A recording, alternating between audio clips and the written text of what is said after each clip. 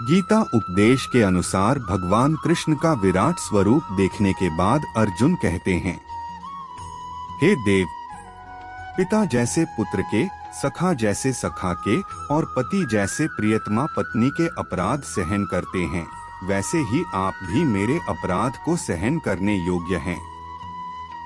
मैं पहले न देखे हुए आपके इस आश्चर्यमय रूप को देखकर हर्षित हो रहा हूँ और मेरा मन भय से अति व्याकुल भी हो रहा है, इसलिए आप उस अपने चतुर्भुज विष्णु रूप को ही मुझे दिखलाइए।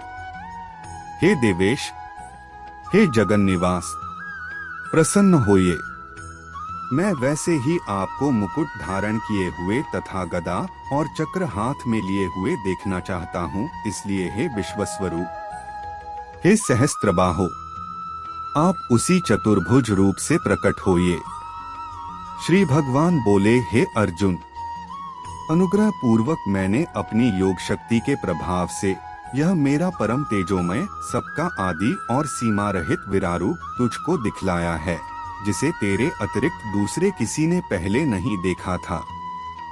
हे अर्जुन, मनुष्यलोक में इस प्रकार विश्वरूप वाला मैं न वेद और यज्ञों के अध्ययन से, न दान से, न क्रियाओं से और न उग्र तपों से ही तेरे अतिरिक्त दूसरे के द्वारा देखा जा सकता हूँ।